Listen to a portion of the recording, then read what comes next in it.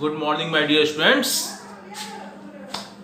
आज हमारी आपसे और आपकी हमसे बहुत दिनों बाद मुलाकात हो रही है, लगभग एक वीक बाद, यानी कि एक सप्ताह बाद। ठीक है, खैर मुलाकात तो हुई। हाँ, तो आज का जो हमारा टॉपिक है वह है ग्राफिकल रिप्रेजेंटेशन ऑफ मोशन। ठीक है, ग्राफिकल रिप्रेजेंटेशन ऑफ मोशन।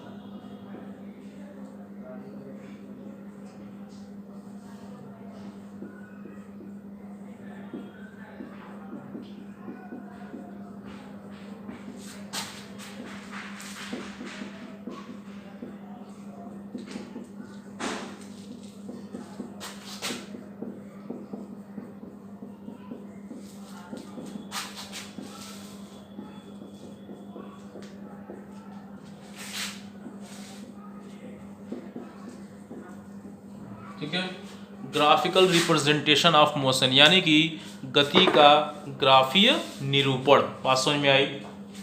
इसमें हमको 3 पॉइंट्स कवर करने हैं। पहला है डिस्टेंस,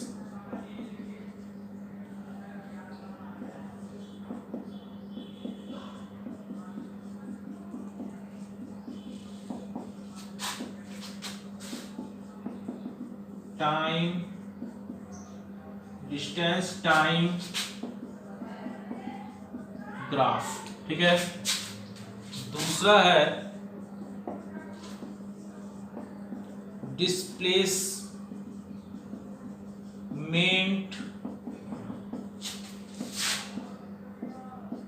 टाइम ग्राफ। ठीक है, और तीसरा है वेलोसिटी टाइम ग्राफ। ठीक है, ये 3 पॉइंट्स हम लोगों को इस टॉपिक के अंदर पढ़ने हैं। ठीक है, टॉपिक का नाम है ग्राफिकल रिप्रेजेंटेशन ऑफ ग्राफ। ठीक है, motion, graphical representation of motion यानी कि गति का ग्राफी निरूपण। ठीक है, तो इस टॉपिक के अंदर ये 3 पॉइंट्स हैं। पहला है डिस्टेंस टाइम ग्राफ यानी कि दूरी समय ग्राफ। ठीक है, दूसरा है डिस्प्लेसमेंट टाइम ग्राफ यानी कि विस्थापन समय ग्राफ, और तीसरा जो आखिरी है वह है वेलोसिटी टाइम ग्राफ यानी कि वेग समय ग्राफ। ठीक है, तो आज जो हम टॉपिक पढ़ेंगे, इस टॉपिक पढ़ ही रहे हैं। ये जो टॉपिक पढ़ेंगे, इस टॉपिक के अंदर जो आज हम लोग जो पहला पढ़ेंगे वह है डिस्टेंस टाइम ग्राफ। ठीक है, तो चलिए हम लोग ज़्यादा समय को खराब ना करते हुए डिस्टेंस टाइम ग्राफ पर बात कर लेते हैं। ठीक, तो मैं मिटा दे रहा हूं, इसको आप नोट कर लीजिएगा।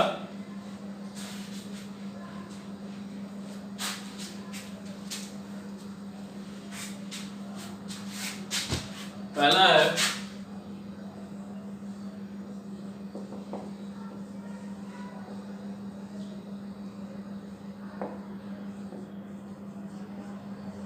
Distance time graph.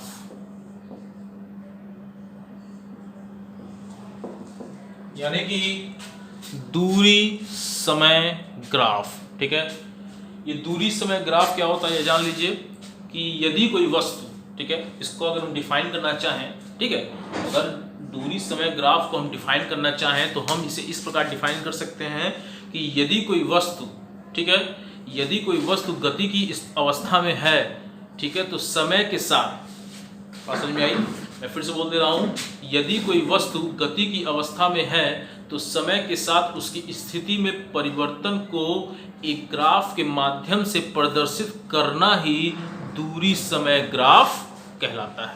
क्लियर?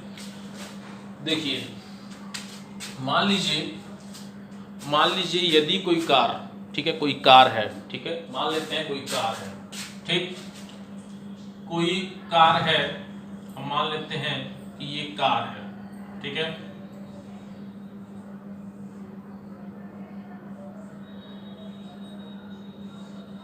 ये क्या है? ये कार है। बात समझ में आई? ये क्या है? ये एक कार है। क्लियर? ये क्या क्या है? यहां हम ले लेते हैं टाइम सेकेंड में, ठीक। और यहां ले लेते हैं हम डिस्टेंस, क्योंकि जो दूरी है वह हमेशा मीटर में मापी जाती है और जो समय है वह हमेशा सेकंड में मापा जाता है, ठीक। देखिए, यदि मान लीजिए कार है, ठीक है, यह कार जो है वह 20 सेकंड में, ठीक है, 20 सेकंड में, ठीक है, 10 मीटर की दूरी तय करती है। कितने सेकंड में? 20 सेकंड में 10 मीटर की दूरी तय करती है। फिर अगले 20 सेकंड में, जब अगले 20 सेकंड में, ठीक है, तो डिस्टेंस टाइम ग्राफ में एक आप लोग पॉइंट लिख लीजिएगा। इसमें 2 पॉइंट होते हैं। पहला पॉइंट इसमें होता है जब वस्तु की चाल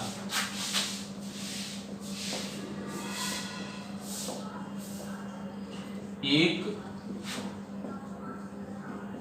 समान हो, ठीक है, जब वस्तु की चाल एक समान हो। क्लियर? डिस्टेंस टाइम ग्राफ में जो एक पॉइंट है, जब वस्तु की चाल एक समान हो, ठीक है, तो उसके अंतर्गत ये मैं आपको समझा रहा हूँ, ठीक। तो ये कार है, कार जो है वो 20 सेकंड में 10 मीटर की दूरी तय करती है। अगले 20 सेकंड में कितने मीटर की दूरी तय करेगी? जब चाल एक समान है। ध्यान रखिएगा, मैंने बोला वस्तु की चाल एक समान है, यानी कि इस कार की जो चाल है वो एक समान है, ठीक है। तो अगले 20 सेकंड में, यानी कि 40 सेकंड में, 40 सेकंड में तय कर रही दूरी कितने की? 20 मीटर की। 60 सेकंड में, 60 सेकंड में तय करेगी वो 30 मीटर की।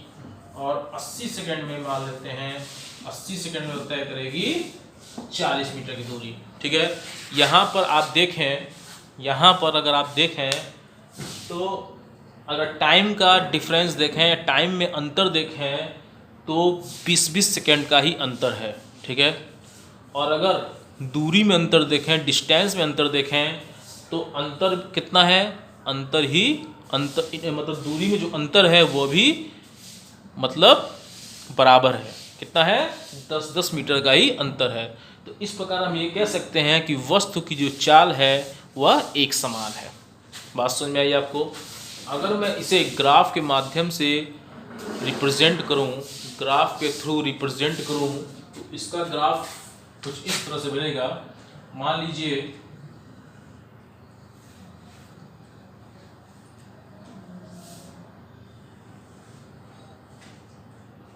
ये x एक्सिस है, ये y एक्सिस है। बात समझ में आई? ये x एक्सिस है, ये y एक्सिस है। थोड़ा मैं इसको बड़ा बना लेता हूं। यहां पे हो गया आपका टाइम,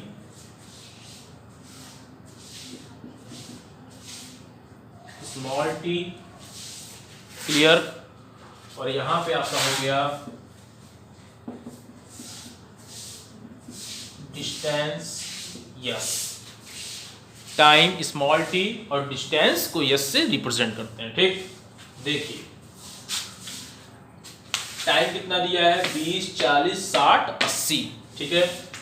और ये पॉइंट क्या हो गया आपका? ये पॉइंट O, जीरो हो गया, यानी कि ऑरिजिन, ठीक। तो यानी कि मूल बिंदु हो गया। कह रहा है कि 20 सेकंड में, तो मैं यहां ले लिया 20, मैं यहां पे ले लिया 40, मैं यहाँ पे ले लिया 60 और मैंने यहाँ पे लिया 80। क्योंकि टाइम की बात कर रहा है तो टाइम को मैंने यहाँ दर्शा दिया, ठीक। अब बात हो रही है डिस्टेंस की, तो 10 मीटर है, तो मैं उसको थोड़ा सा मिटा रहा हूँ, कोई जगह नहीं मिलेगा, आप लोग ऐसे लिख लीजिएगा, ठीक। तो यहाँ पे मान लीजिए मैंने ले लिया 10, 20, 30 और 40। बात समझ में आई यहाँ तक? अब देखिए ग्राफ पेपर, इसको जब भी बनाइएगा आप तो ग्राफ पेपर के थ्रू बनाइएगा, क्योंकि अगर आप लोग ऐसे किसी कॉपी बनाएंगे, ठीक है, इसकी प्रैक्टिस करेंगे तो वह गलत हो सकता है, ठीक है। देखिए 20 सेकेंड में 10 मीटर, तो 20 सेकेंड में कार जो है, कार वो 20 सेकेंड में कितनी दूरी तय कर रही है? 20 मीटर की दूरी तय कर रही है। 20 सेकंड में, माफ करिएगा, 20 सेकंड में कितनी दूरी तय कर रही है? 20 सेकंड में 10 मीटर की दूरी तय कर रही है। तो 20 सेकंड में कितने मीटर की दूरी तय कर रही है? 10 मीटर की दूरी तय कर रही है। बात समझ में आई? मैंने यहाँ पे एक पॉइंट लगा दिया। क्लियर? अब देखिए, फिर कह रहा है 40 सेकंड में 20 मीटर की दूरी तय कर रही है। 40 में 20 मीटर की दूरी तय कर रही है, तो मैंने इसको यहाँ पे एक लगा दिया। ठीक। अब कह रहा है 60 सेकंड में 30 मीटर की दूरी तय कर रही है। अगर मैं 60 देखूं, 60, तो 60 मुझे कुछ यहाँ मिलेगा। ठीक है। फिर कह रहा है कि 80 सेकंड में 40 मीटर की दूरी तय कर रही है। अगर मैं इसको देखूं, ठीक है, तो मुझे ये पॉइंट कुछ यहां मिलेगा। ठीक है, बिल्कुल इसके सीधे और इसके सीधे होना चाहिए पॉइंट। ठीक है। अगर मैं इसको मिलाऊं,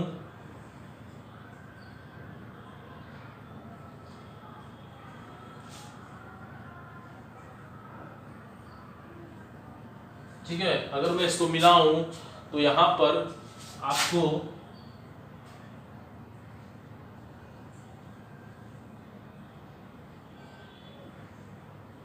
ठीक है, यहाँ पर जो आपको रेखा मिलेगी बिल्कुल स्ट्रेट मिलेगी, बिल्कुल सीधी मिलेगी, यानी कि एक सरल रेखा आपको मिलेगी। बात समझ में आई? अब मुझे निकालना है वेग, अब मुझे v निकालना है, स्मॉल v का मान निकालना है, चाल निकालना है। ठीक है, देखिए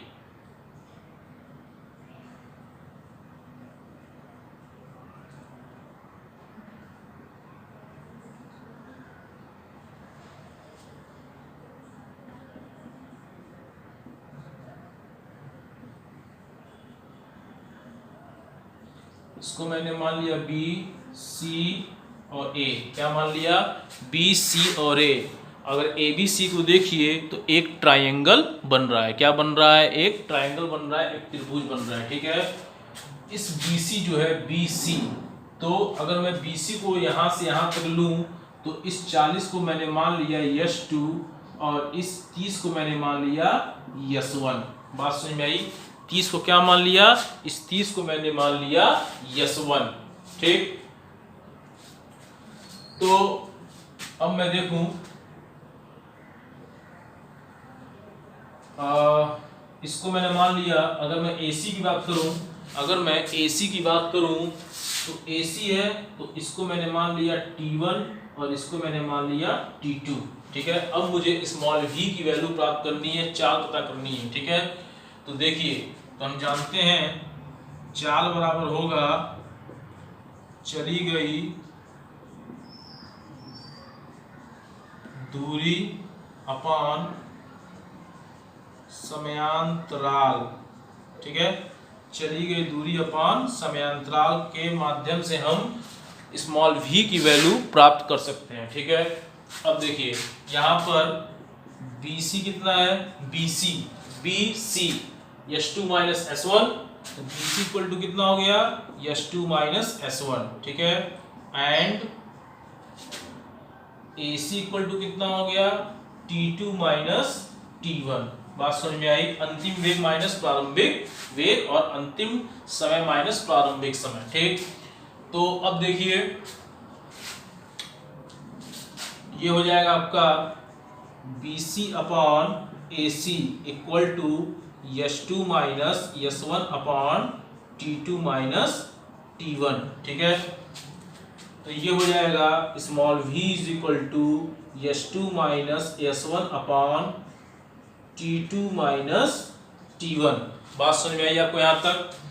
अगर मैं इसे सॉल्व करूँ, ठीक है, अगर मैं इसे सॉल्व करूँ, मैं यहाँ लिख रहा हूँ इसको, तो v इज इक्वल टू, ठीक है, S2 की वैल्यू कितनी है? 40 और S1 की वैल्यू है 30। 40 माइनस 30 अपॉन 80 माइनस 60।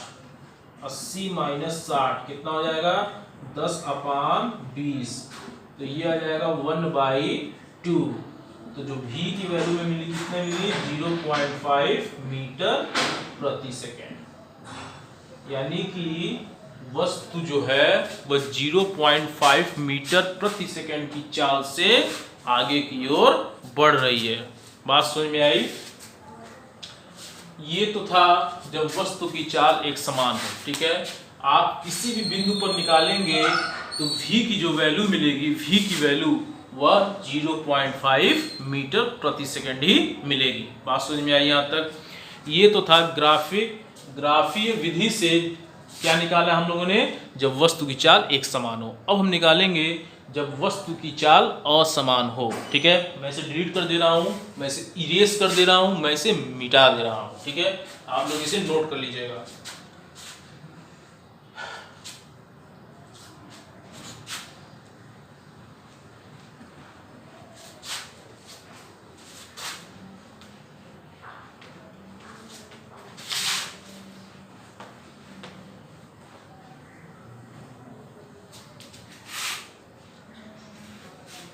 इसमें दूसरा पॉइंट डालिएगा आप लोग। दूसरा पॉइंट, जब वस्तु की चाल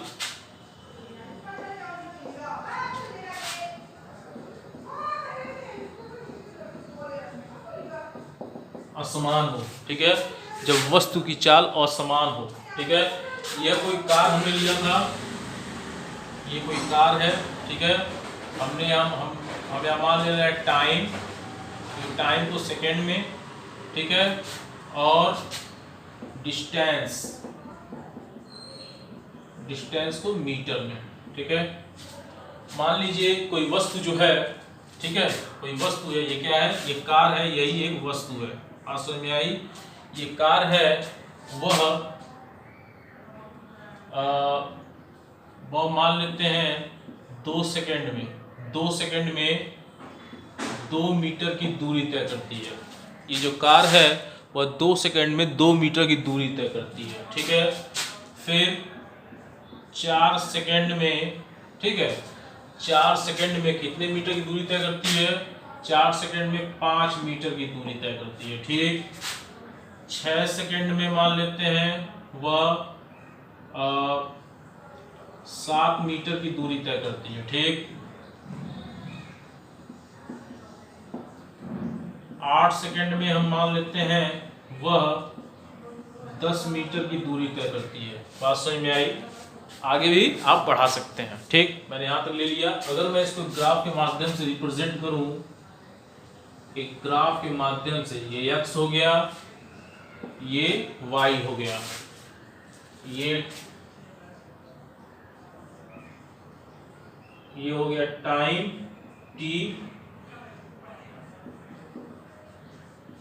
t, और यहाँ पे डिस्टेंस यस ले लिया हम लोगों ने। ठीक है,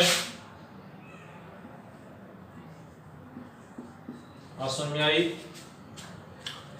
ये आपका मूव O हो गया। ठीक है, कह रहा है कि 2, अब मैं यहाँ पे टाइम को लिख लेता हूं। ठीक है, 2, 4, ठीक,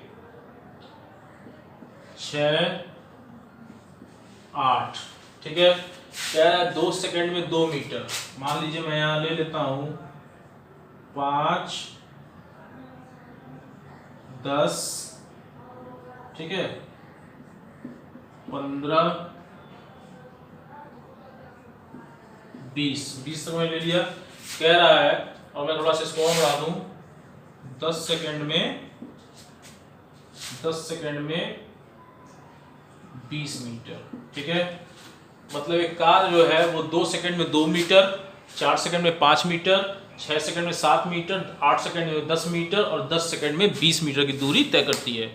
अगर इसका अंतर निकालें तो इसका अंतर सेम आएगा, और डिस्टेंस का अंतर निकालें तो डिस्टेंस का अंतर सेम नहीं होगा। ठीक है, तो इस स्थिति में हम कह सकते हैं कि वस्तु की जो चाल है वह असमान है। ठीक है, यहाँ पे पॉइंट और बढ़ा लेते हैं हम, ये हो गया 10 और यहाँ पे हो गया 20। ठीक है, तो 2 सेकंड में 2 सेकंड में 2 मीटर की दूरी, 2 सेकंड में 2 मीटर, तो 2 मीटर यही होगा। ठीक है, 2 सेकंड में 2 मीटर की दूरी तय कर रही है कार। ठीक, अब कह रहा है कि 4 सेकंड में 5 मीटर की दूरी तय कर रही है। 4 सेकंड में 5 मीटर की दूरी तय कर रही है। ठीक है, 4 सेकंड में 5 मीटर की दूरी तय कर रही है। 6 सेकंड में 7 मीटर की दूरी तय कर रही है। ठीक है,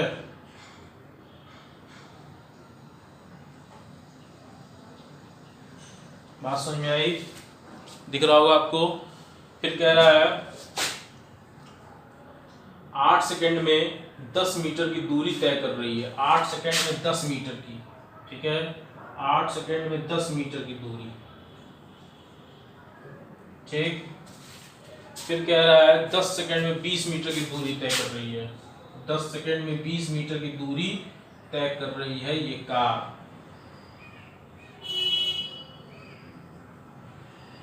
ठीक है, अगर मैं इन पॉइंट को मिलाऊं तो ये बिल्कुल जो हमें रेखा मिलेगी वह सरल रेखा नहीं मिलेगी, एक वक्र के रूप में मिलेगी। देखिए,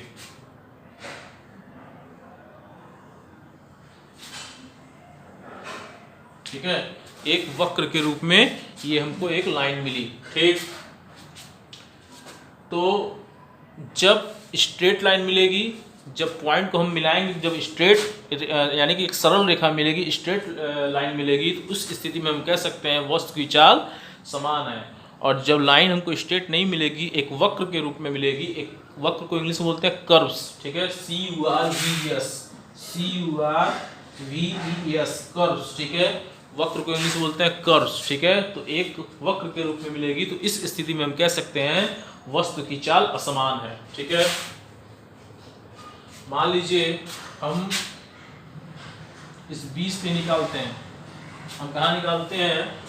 मान लीजिए ले लेते हैं, कह रहा है कि 2 सेकंड में हम 6 और 8 पे निकालते हैं। ठीक है, तो कह रहा है 6 सेकंड में 7 मीटर, 6 सेकंड में 7 मीटर की दूरी तय करती है। ठीक है, फिर कह रहा है कि 8 सेकंड में 10 मीटर की दूरी तय करती है।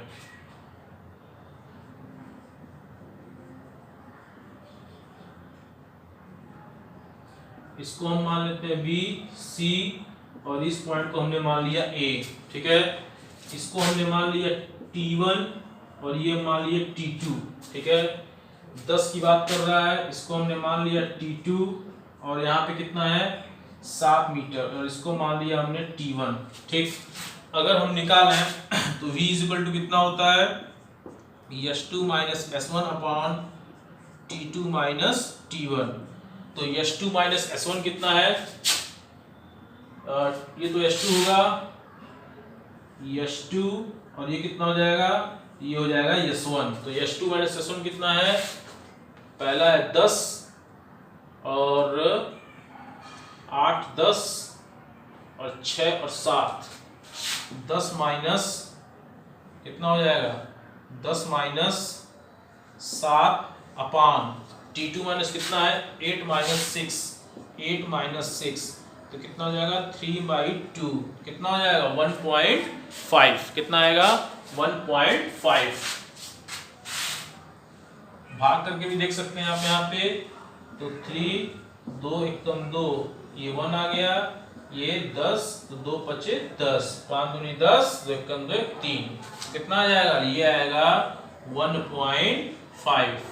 बात समझ में आई?